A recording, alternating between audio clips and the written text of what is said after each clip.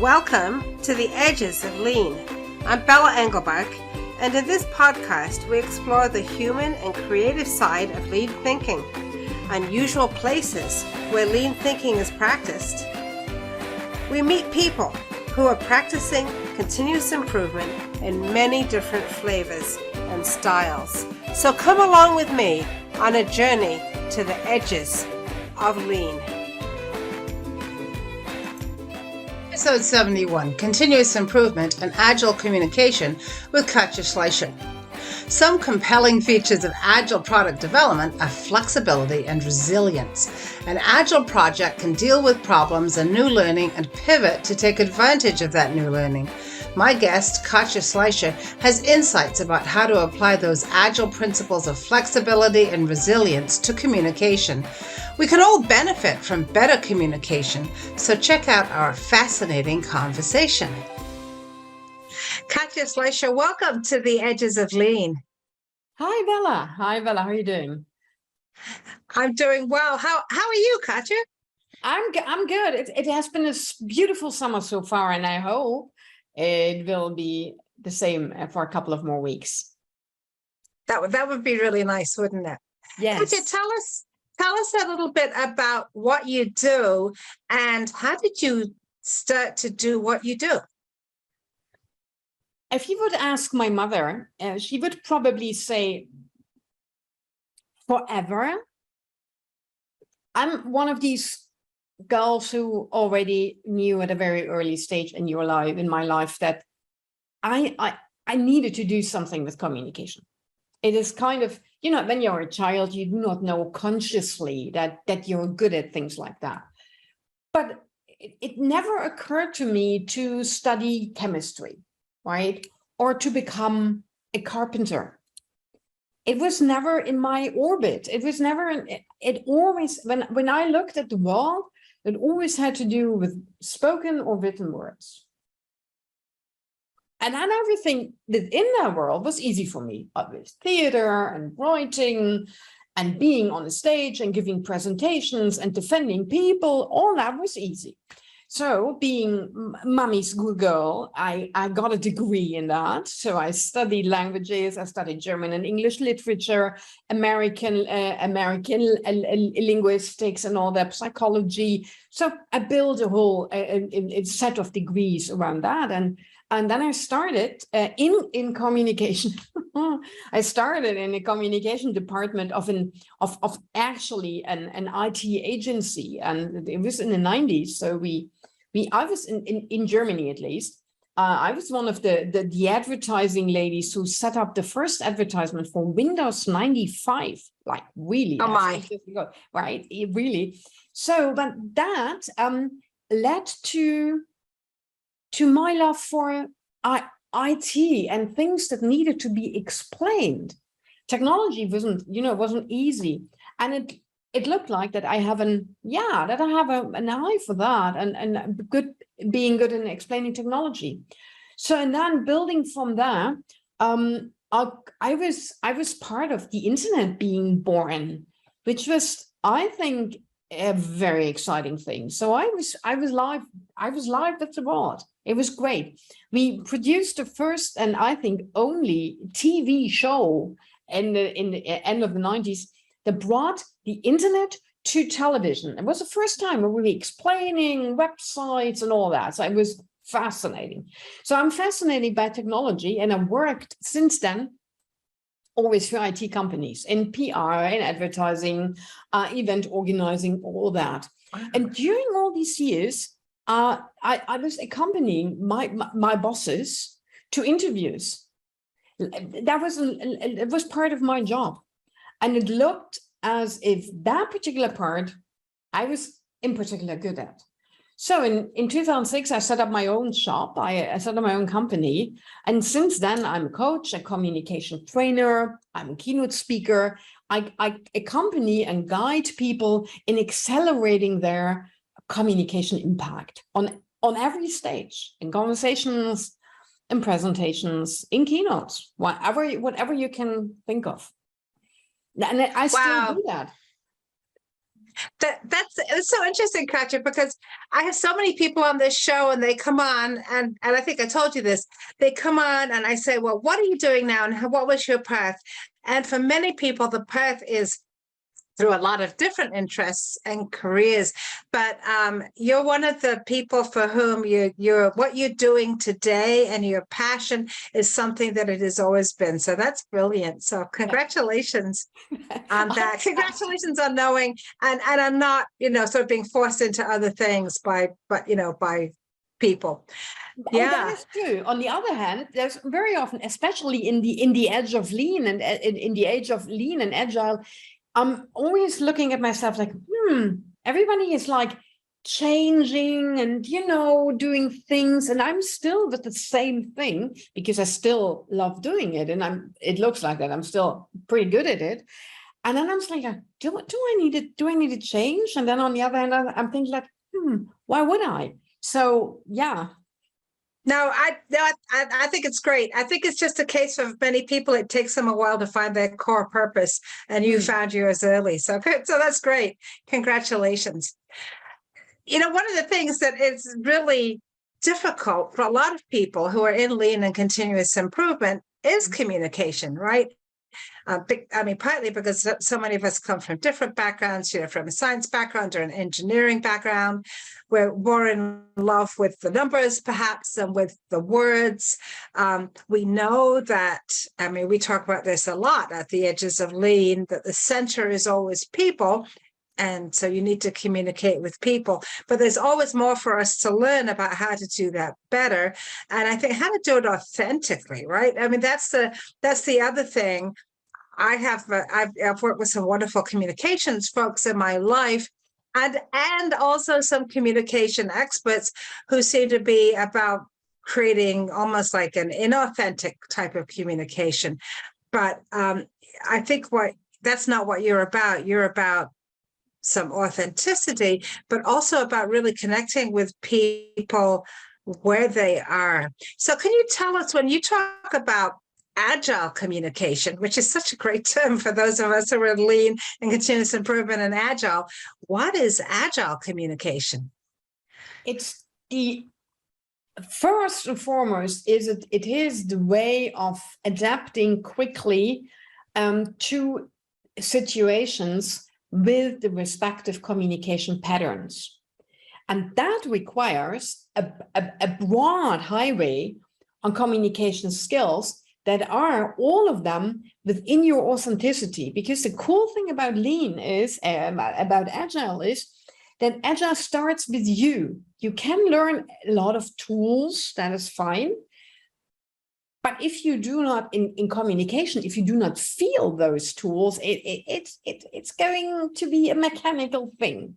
And that's not working. And the good part is when you start thinking about your own communication, the Agile way is the first adventure you undergo is you leave your own filter bubble. And that is so amazing.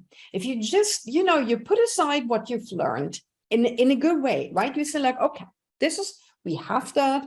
We don't need to throw it away. Everything is good, what we have here.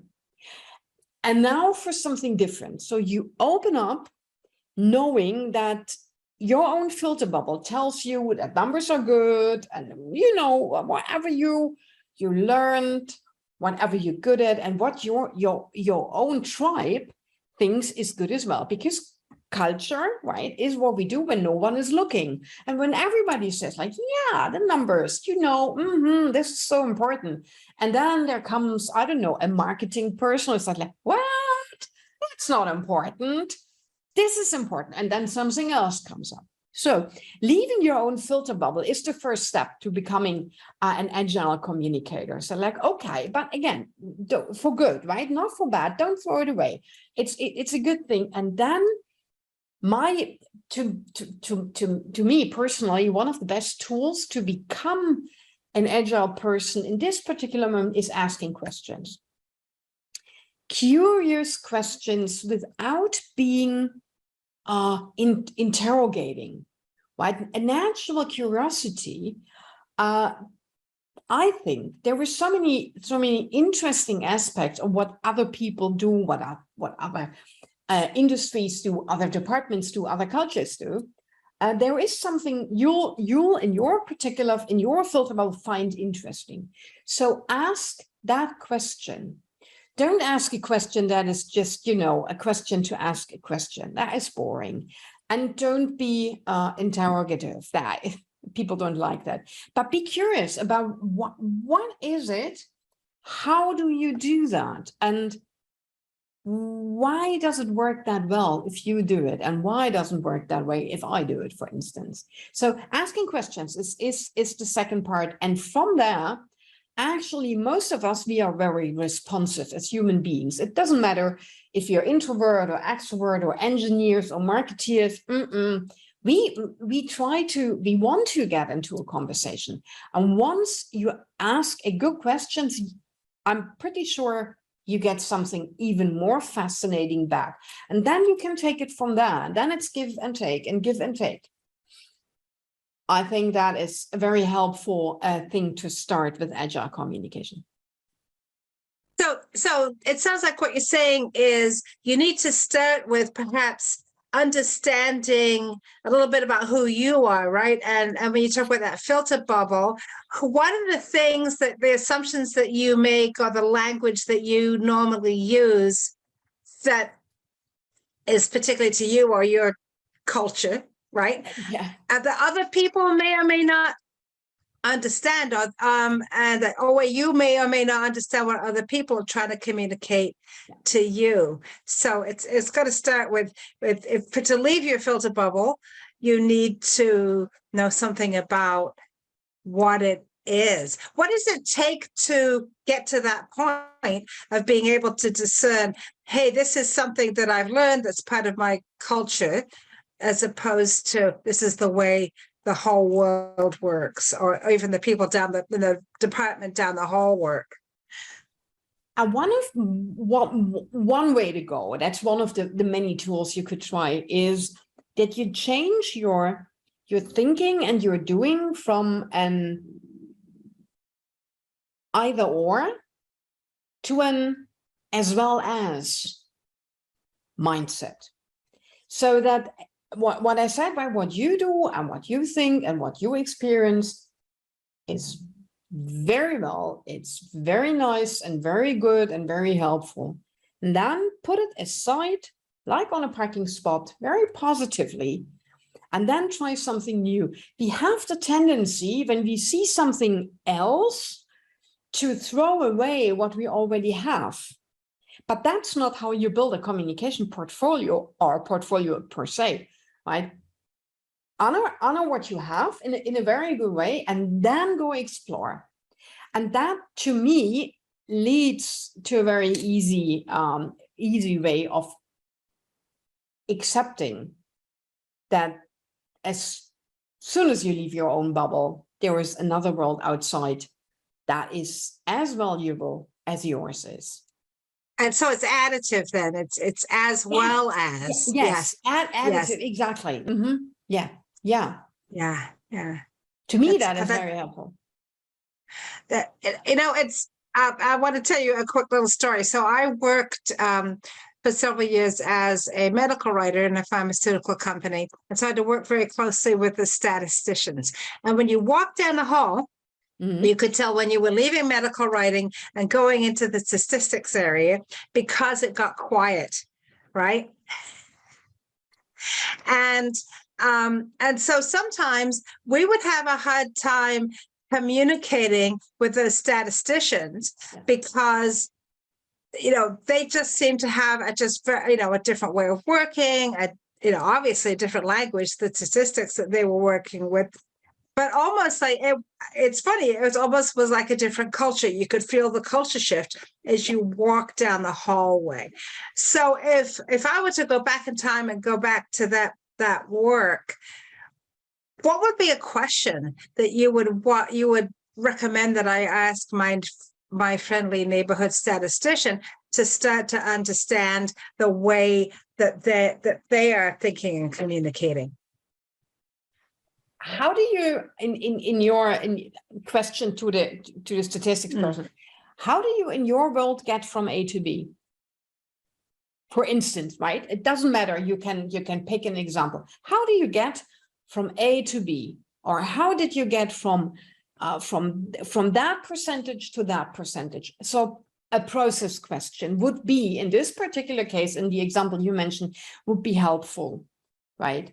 Let's take it the other way around. If you work with people whose mindset is totally bing, bing, bing, bing, bing, bing, bing, bing, and you have really trouble connecting the dots because you absolutely have no idea how do they get from A to B. Turn it around and ask them, okay, when the picture you are drawing now in your mind, when this is complicated, when this is completed, not complicated, how does it look then?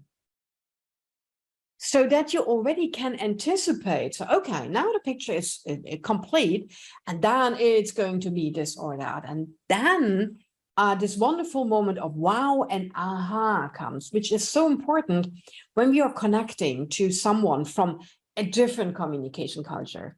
That we, as the group of people who is asking the question, who tries to understand something, get a wow moment. So like, wow, this is special, or this is somehow amazing. And then an aha, because only when you have both of them, you are not just resonating with your audience, you are relevant as well, because then you learn something. And when we have that, then we are in congruency and we have a very good communication flow.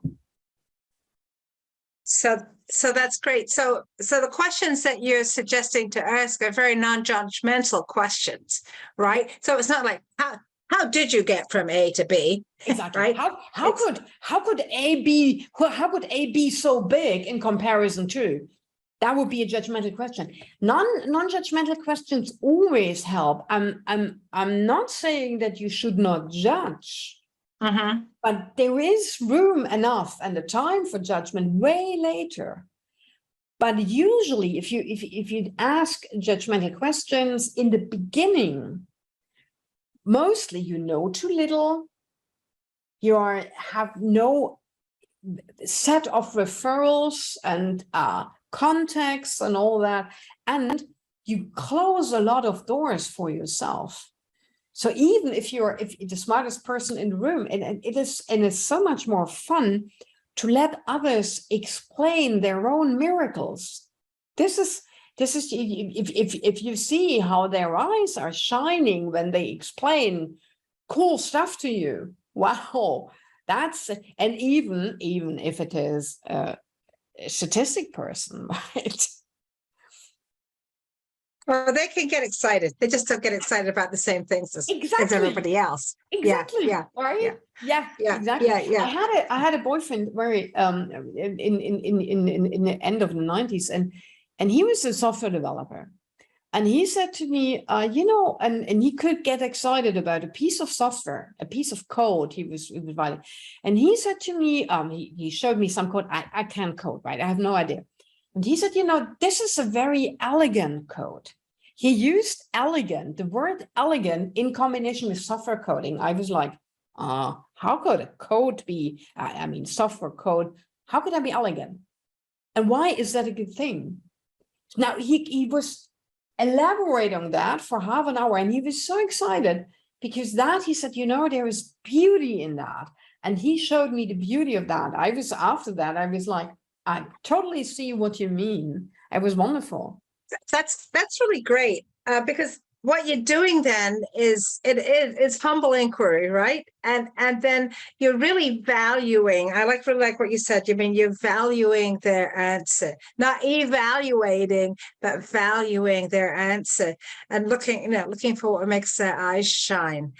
And this is just, to me, a very interesting concept, because I think we all live in this world where we know intrinsically that there are these little micro cultures, right? So we have everything that we talk about in terms of big culture, countries, right? You go from one country to another and, how you greet someone on the street, there are appropriate ways and inappropriate ways to do that. But inside organizations, there are these microcultures, and then inside certain specialties, there are these microcultures. And so often, Katja, there's conflict that's set up, as real or imaginary conflict that's set up. And of course, conflict gets in the way of communication and forward progress. And that's really not helpful when we're trying to get work done and we're trying to, do things that help make our customers' lives better. So let me ask you another question. One of the things that we've talked about a lot in the lean community is the importance of being able to tell stories and why story is important. You use the terminology narrative communication. How does that relate to telling stories, and what is the relationship there? Actually, the term narrative is appealing to more people. Is it? Very often when you say, let me tell you a story, or let's do that the storytelling way, people are kind of, ooh, no, that's going to take long. You try to pull me into something I don't want to hear. So there is a slight resistance against that. The term narrative Interesting. Is more, let me call it it's more neutral, right? But indeed it is, the storytelling is the narrative way of connecting the dots, of not just delivering figures or facts or statistics independent from each other, but bringing that all together in a very emotionally logical way. And the next aspect why so many people shy away from that concept is the emotional part. Yeah. Neglecting that every communication is emotional anyway. Now, what narrative communication or storytelling does is we use that emotion consciously and use it as an entry point to a conversation or a negotiation, whatever it is going to be you're aiming at. Because the emotion behind the communication is something everybody can connect to. So let's take the little story you told about the statistic writing being different from the medical writing, right? And you go there to the statistic department and all of a sudden it's quiet. And it makes you disappointed. Because all of a sudden you do not feel valued that much anymore, because you have not yet discovered that the value comes from a different part, right? That comes later. So, but stick with that tiny little disappointment.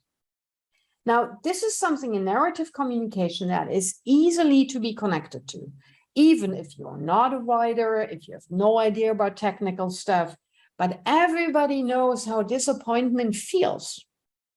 Disappointment is a very universal concept, and that is why everybody can connect to it so easily. So when you start with the emotion first and then put your facts, your figures, all the things that are important to you, after that, it is much easier to get your audience, whoever that is, behind you and make them interested in your idea. A good story is a door opener. Don't get me wrong, no story gets the job done alone. It is, it is not enough just to tell a story and then to leave your audience alone with nothing.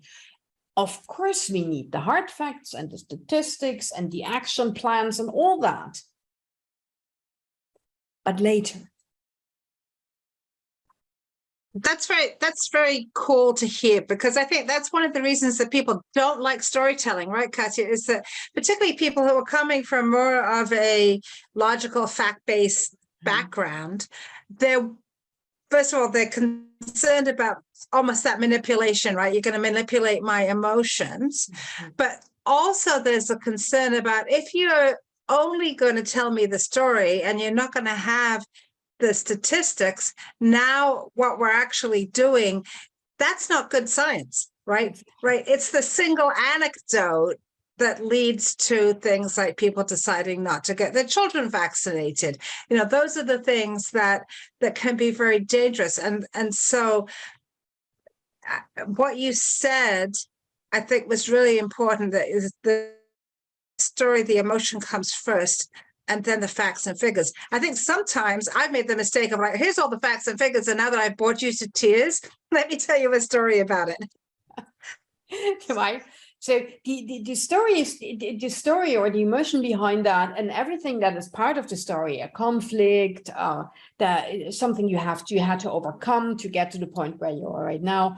That is that's an invitation. That is like the door opener, and anything else comes later, comes afterwards, to say like, okay, and here's the proof to my concept, and here are examples, and here are people who work with it, especially when you when we are talking science, then this is one of the most important points, right? But the fascination about scientific aspects do not come from the facts and the figures. When you just let's take the Webb telescope pictures, right? That just came, I don't know, 2 weeks ago, 3 weeks ago now. It was not the explanation that made us look and being in awe of these pictures. It was the idea that we could look so far back in time, that we could get a glimpse of something we had no idea about.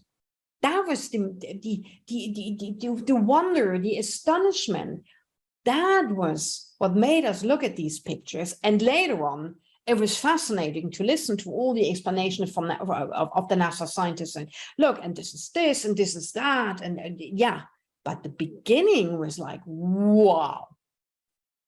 We could look back so far, unbelievable. And yeah, the wow.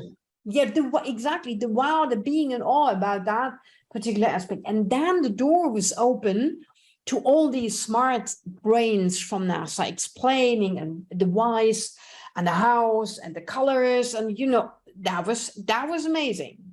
But I came later. Wow. Yeah. No, and that's just a great story. I think it's something we can all, well, thanks for the story. That is something that we can all connect to. So when we're thinking about we've got to get something across here, can we start with a little wow, or a little disappointment, a little, you know, something that people can really connect with? Yeah.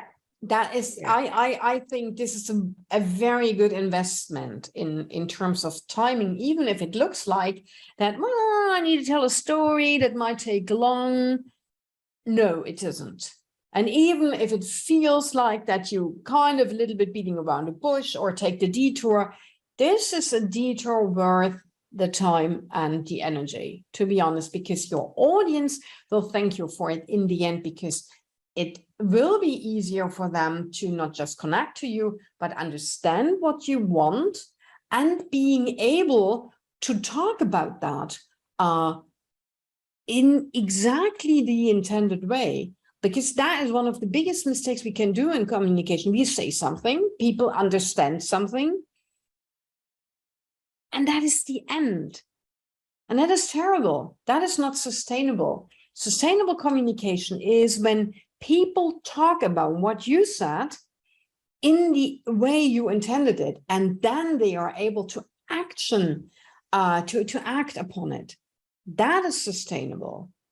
And every communication, again, a presentation or an interview, should be planned around that. So can you say that again, Katja? So what sustainable communication is not just about, you said something, it landed on somebody. It's about what happens afterwards. That's the only thing that matters.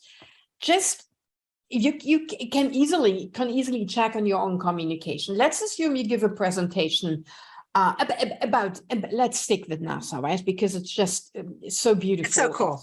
It's so cool, exactly. Yeah. So you give a presentation about that, and let's assume you write down in the beginning what would you like your audience to talk about when they leave your talk? So upfront, let's say you write down 3 points.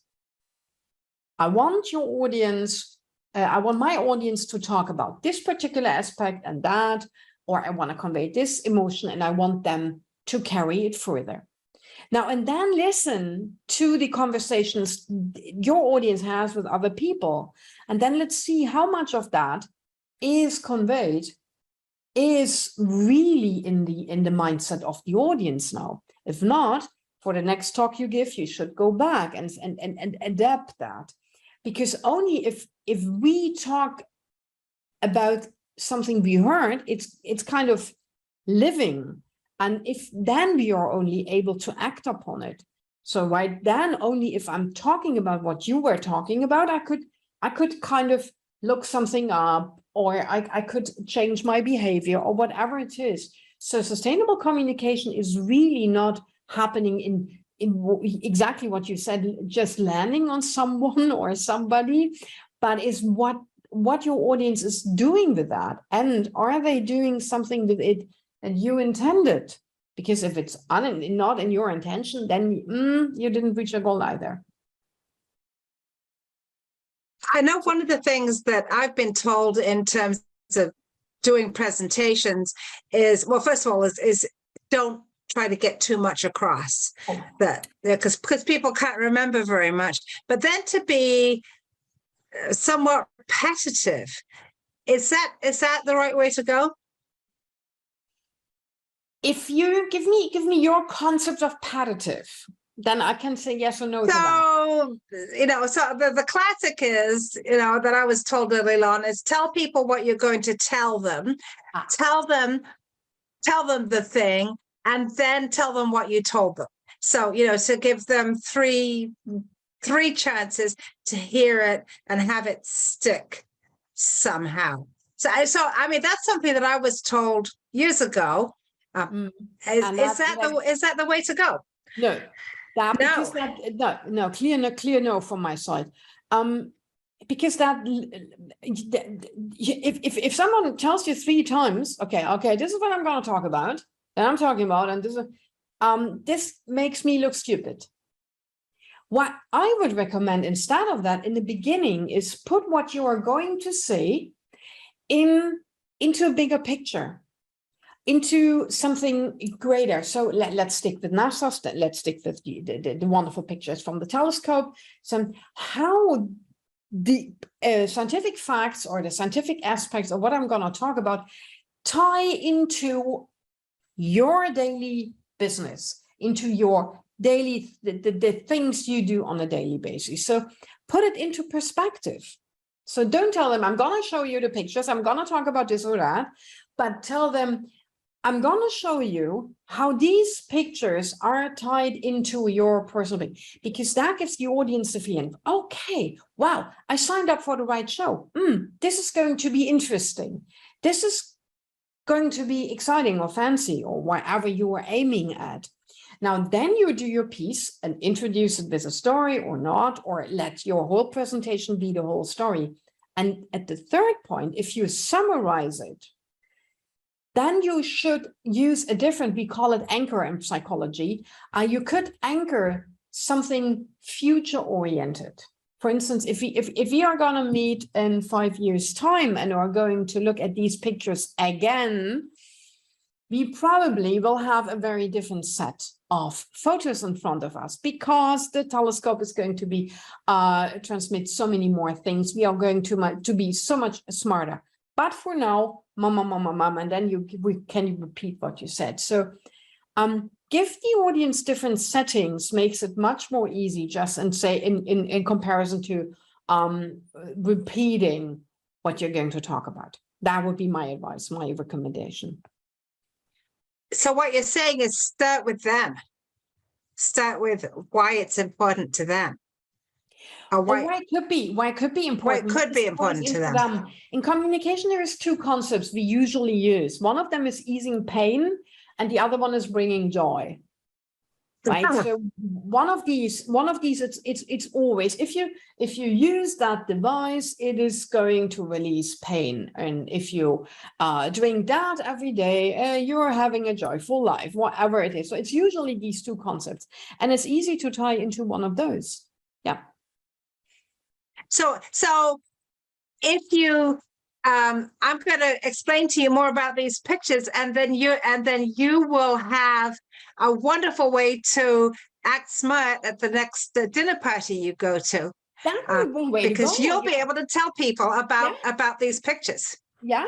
Yeah, or maybe you're going to see your perspective about the world is going to change. About whatever your audience is talking about. The dinner party is a good way to start. Yeah, sure. Yeah. Very interesting. Well, I'm going to have to change all my talks now, Katja, but thank you.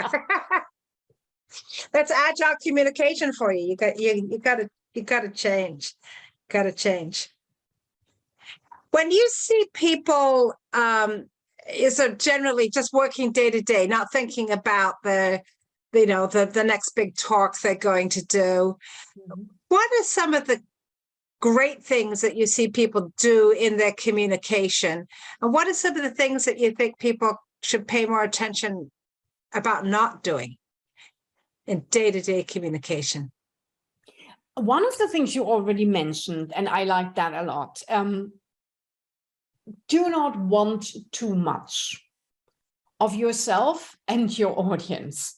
Right? So keep it smaller, but keep it interesting. One of the things I very often see happening that we underestimate our audience. Just let me give you 3 little tips. No, be a little bit more elaborate. Don't give them 10, but have a little bit more than 3 tips. Explain the concept of the 3 tips. Explain the background of them. Explain what is in for them. So there should be more body. The people should always see that you know more than you say. They should see you, or they should perceive you as an expert. That very often is, so don't underestimate your audience. Be on eye level with your audience, even if you're the expert on NASA photos or whatever your subject matter is. Be on eye level with your audience. That is one of the things that could happen more frequently, I think, especially in science. Very, very often when we are amongst peers, it's like, okay, you understand me, but the moment we step out of the scientific peer world, it is like, okay, I'm talking top down. I'm smart, you're not, you listen to me. And I think good communication is when it's on eye level and there is a possibility of a common understanding. That would be cool. And that's the best communicators do achieve exactly that. They build common ground with their audience. That is so they treat your audience not as you down there, I'm up here. They treat them as we together. And a good presenter needs the input of the audience as much as the audience needs the presenter. Right. So this is something I would do recommend more to work with. I think the audience is a great resource of energy, knowledge, emotion. So why not? Yeah. That I would do. Interesting. Wow. I was just thinking. I was thinking something that was not a very kind thing towards certain people, as you were saying that, Katja. I think sometimes when we feel that we do have expertise, that we have to explain everything to everybody, right? So, and I know when somebody starts to do that to me, then I stop listening. Because if they're an expert on, let's say they're an expert on the Webb telescope, and then I'm having trouble fixing the coffee maker in the office, I would hope that the way they communicate to me about the coffee maker in the office is that peer-to-peer looking in the eye, and not, I've got a PhD in astrophysics and you don't, therefore you don't understand coffee makers. But I think that's, it's going a little bit off on a tangent, but I think we have to be careful with our expertise. It doesn't mean that we're always expert on everything. There is a kind of common ground where we always could meet in communication, and I always called it the personal one, right? Not the private one and not the business one, but the personal one. There is this wonderful area where we all meet in our personal experience about our careers, about the things we like. That are a wonderful area of communication that is non-business, but doesn't touch our private lives too much. Yeah, and then we really should be eye to eye, and we're all struggling with this stuff, and we all should be helping each other. Yeah, exactly, yeah. And that is a good area to start with. Mm-hmm. Yeah, Katja, what would be, thinking about everything that you've learned over the years, focused on your central purpose, what would be your one piece of advice for a young person starting out? Let me ask you, the young person starting out, meaning getting the first job or putting yourself out in the world? Yeah, it could be getting the first job, could be, doing that first internship while they're in university. It could be, whatever it is. And what would you say to them if you just give them, you have one piece of advice to give them? Two things, and one of them, and you were already touch basing on it, and I like that a lot, is like, look, it starts with yourself. So if you're able and learning and practicing, assessing your resources, assessing your strength in a way that they are really scalable for you, young person starting out in the world, getting your first job, having a degree or whatever, and be very honest with yourself. Like, okay, in this particular thing, I am a very good 7, and in this, I'm a 10 plus. And here, this is the one. And be really assess your own skills, assess your own strength, and be honest with yourself in a very positive way. Like, if you can sing like a nightingale, you write down, I am the best nightingale in the world, and don't put yourself like I can't, everybody says I'm good, but I don't know exactly if I'm good. Then you are going to be the next superstar, of course, right? And if there are things that you're not good at, that's fine. That should go on the list too. Not because you should put it out there every day. Oh, I'm so bad at this, and I'm not looking like this. Yeah, okay, but it's knowing it. The knowledge about yourself. This is going to help you, and then try to find the connecting dots. Try to ask and to start asking the proper questions that could lead to bringing out your strength. And let's stick with singing like a nightingale. So, okay, could I sing at the next Christmas party for the first time you're with the company? Okay, yes, do so, right? And then look for the opportunity. Nobody will present the opportunity like a Christmas present to you. No, but you need to assess first, and then look for the opportunity, and then raise your hand and say, here I am. What about doing this or that? This would be my advice.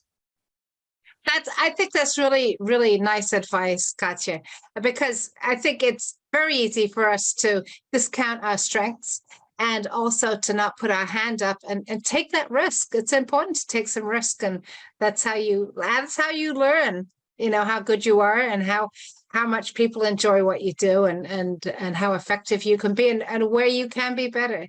So yeah. Thank you for that really good advice. Katja Schleicher, how can people find you? Oh, very easy, because there is not that many people with my name. So yeah. It's very simple, katjaschleicher.com. And even more easily on LinkedIn, the business network. or on Twitter. I'm a happy Twitter person, to be honest. And I'm media coaching on Twitter as well. Terrific. Well, Katja, thank you so much for traveling with me to the edges of lean. You're absolutely welcome. Thank you for having me. It was a pleasure, Bella. Thank you. This is Bella Engelberg, and I'd like to thank Katja Schleicher for being my guest on the edges of lean. How are you improving how you communicate? Would you like to learn more? We would love to hear from you. Find Katja at katjaschleicher.com or on LinkedIn. Find me on LinkedIn or at leanforhumans.com, or comment wherever you watch or listen. Subscribe and tell a friend about the edges of lean. Please join me in exploring more of the edges of lean. There's a lot to learn. And check out my friends in the Lean Communicators community at leancommunicators.com. You'll find more podcasts and videos with lots of great new content every week. The Edges of Lean is written and produced by Bella Engelbach with support from Podcast Inc. This is a Lean for Humans production.